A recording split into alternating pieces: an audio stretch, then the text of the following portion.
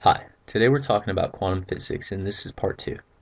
So we have this problem, and it says when light of wavelength 380 nanometers falls on a cesium surface, electrons having a max kinetic energy of 1.13 electron volts are emitted. Part A says what is the work of the cesium in electron volts? So we have this first equation, and it's kinetic energy max equals h, which is Planck's constant, down here 6.626 times 10 to the negative 34th joule seconds, times frequency minus phi, or this is going to be the work of the cesium. So we're going to rewrite this, and it's going to say phi, okay, that's a bad phi, I know, I should kind of do that and make it pretty. But anyways, so phi is going to equal Planck's constant times the frequency. And before I start with that frequency, we can just do this real fast. So we know wavelength equals c over f. So f would equal c over wavelength.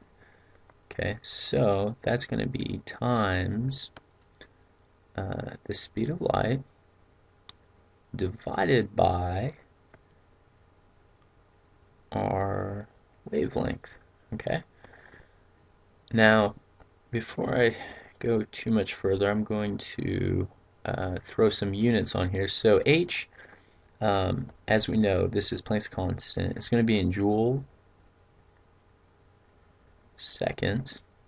C is going to be in meters per second, and wavelength is just going to be in meters.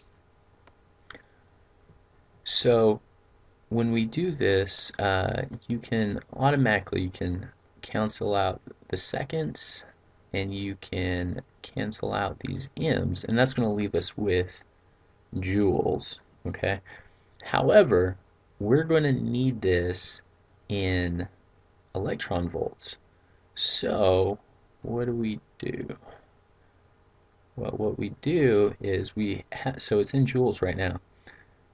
We're going to have to divide it by E, and that's going to give us electron volts. So, or of course you can just multiply the inverse, so 1 over E. Alright, so now we have joules over E, and that's going to give us electron volts. And of course E is 1.6 times 10 to the negative 19 coulombs, and a coulomb is just an ampere second. So we've got that, and now once we do this, it's going to give us our answer in electron volts. Now remember, to rewrite this, we said phi is going to equal Planck's constant times the frequency minus this kinetic energy max, which we have here in the problem, which is 1.13 electron volts. Okay. So we're going to put this in parentheses, right? And then we are going to subtract Ke max, which is, so I'll put this. So we're going to subtract Ke max, which is 1.13 electron volts. All right, so when we do that, before we worked it out, we've got H, so we've got this H, 6.626 times 10 to the negative 34th, that's just Planck's constant. And then we're going to multiply that by the frequency, which we said was the speed of light, which is 2.9979 times 10 to the 8th, divided by our wavelength, which is 380 nanometers. And then we're going to divide that, or multiply the inverse of this, so 1 over E, which is 1.6 times 10 to the negative 19th. And I put that in parentheses, and I subtracted 1.13, and I got 2.14 electron volts. Alright, so that is going to equal 2.14 electron volts. Alright, for part B, What is the cutoff wavelength in nanometers? So for that part, we're just going to be using this equation right here. And now it gets a little bit tricky with conversions because they're going to want this in nanometers. I mean, we're talking about a wavelength here. However, when you do this, H is in joule seconds, C is in meters per second, and then this little work function we have down here is going to be in electron volts. So we need to clean some stuff up before we do this, but the numbers are going to be really simple. But first, let's just say, let's do a unit. So let's change colors here. Okay, so for the units, um, H, okay, that is going to be in joules times seconds, right? And then we are going to multiply H times C, which is going to be in meters per second. And then, so that's C. And then we're going to divide it by this, which is in electron volts, okay? So,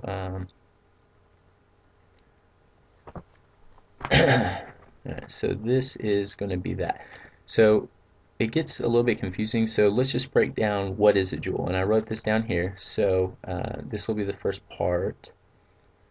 And remember, so our H is going to be up here, so the joule seconds, okay? But let's just put a joule. So we've got kilograms times meters squared, okay, divided by S squared. And then, so that's for our joule. So that's 1 joule right there. Okay, and then we're going to multiply that by an S because there was 1 S right here. So, okay, so right here is a joule, okay? And then with the S, that combines to make H, or which is Planck's constant, okay? Anyways, right. And then we've got times C, which is going to leave us with meters, oops, meters per second. And let me clean that up a little. Here. Meters per second, okay? And now we've got to do this bottom part, which is electron volts. And this is where it gets a little tricky. So E, as we know, we'll do E first. E is 1.60 times 10 to the negative 19th ampere seconds, okay? Or coulombs, same thing. Now we've got to, so that's E. Okay, so this is E, all right? And now we've got to do V. Right. So for V, we've got kilograms times meters squared, and then we're going to divide that by amperes times seconds cubed. And so since we were so we're already down here, so if we were to divide it, it's the same thing as throwing it up here. All right, so we've got amperes times seconds cubed. All right, so now we can start crossing out things. So let's start with this. Kilograms times meters squared goes away. Alright. These A's go away. These S's will cancel out. And then you're left with 3 S's. So you got an S squared and an S. And so that makes, 3 S's. So that cancels out. And the only thing you're left with is meters divided by this number, okay? So all you have to do now, okay, is divide whatever you get. So we're going to take, what was that? We're going to take H which is just this Planck's constant times c, so h times c, and we're going to divide it by 2.14, okay? And then we just multiply it by 1.60 times 10 to the negative 19th. And that's going to leave us in meters, because that's the only thing that we had left was meters. Okay, so when I do that, so I took h, okay, that, times c, divided it by the 2.14, multiplied it by 1 over 1.6 times 10 to the negative 19th, and I'm left with 580 nanometers. Okay, so because it's to the negative 7, so you just go over 2 places, 1, 2, and now you're at the negative 9. So 580 nanometers. Alright, so that is going to equal 580 nanometers. Alright, for part C, what is the frequency in hertz corresponding to the cutoff wavelength? Well, this is probably the easiest part.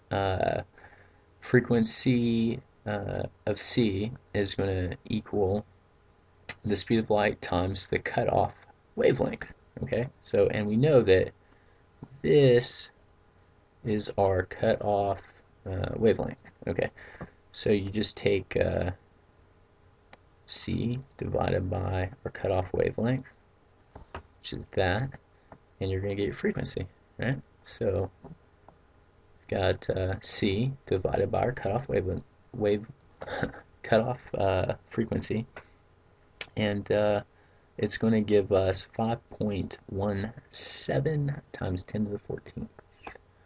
Right.